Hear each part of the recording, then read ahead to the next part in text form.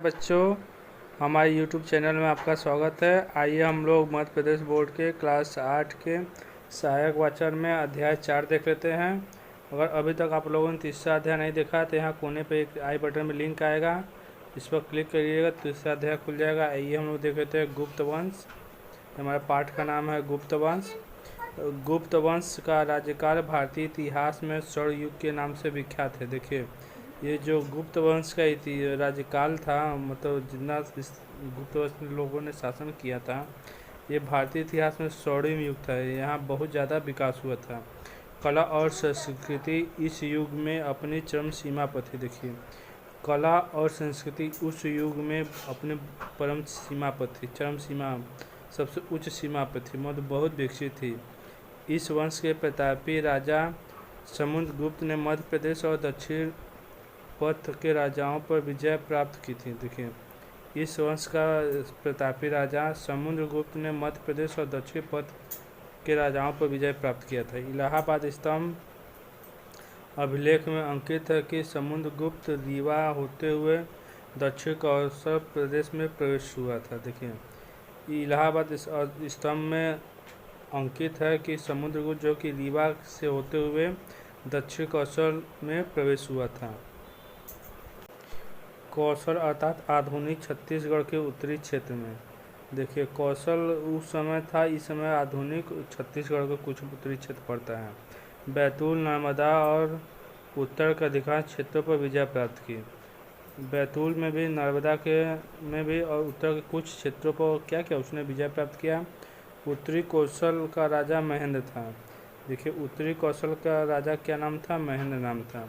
इसके बाद उसने दक्षिण कौशल के राजा व्याधराज को पराजित किया, और उसने महेंद्र ने क्या किया? दक्षिण कौशल के राजा व्याधराज को पराजित कर दिया युद्ध में।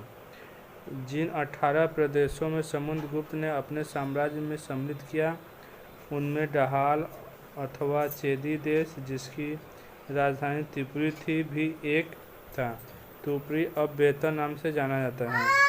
त्रिपुरी अब किस नाम से जाना जाता है? तेबर नाम से जाना जाता है, और जबलपुर के निकट है। यह किसके निकट है?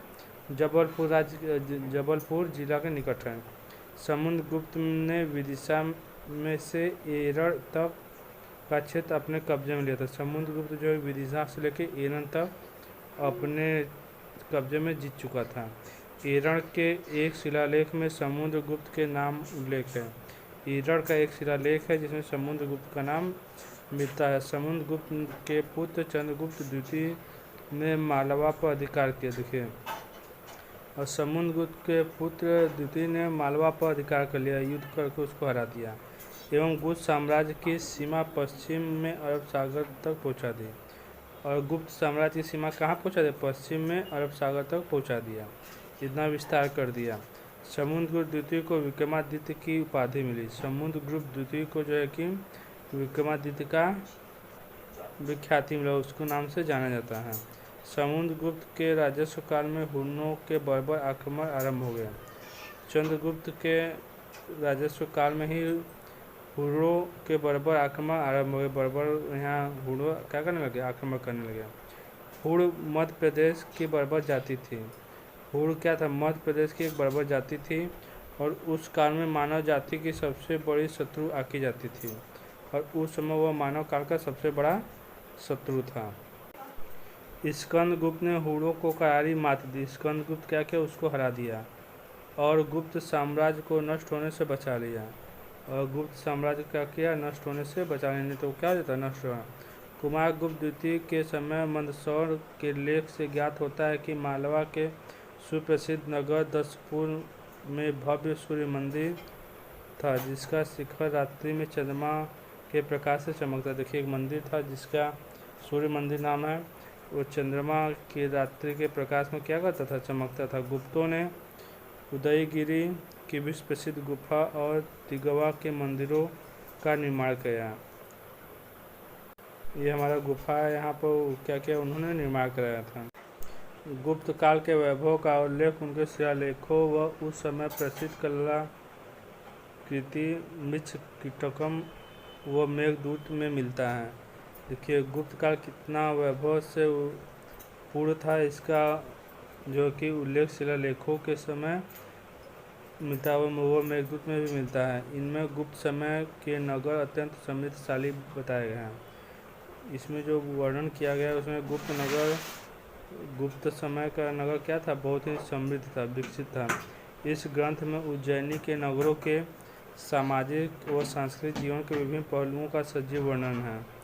उज्जैनी का वर्णन कालिदास के मेघदूत में भी अनेक स्थानों पर है। देखिए उज्जैनी का वर्णन भी कालिदास का मेघदूत जो उन्होंने रचना किया था अनेक स्थानों पर। आगे हम देखते हैं महेश्मती के कलचुरी।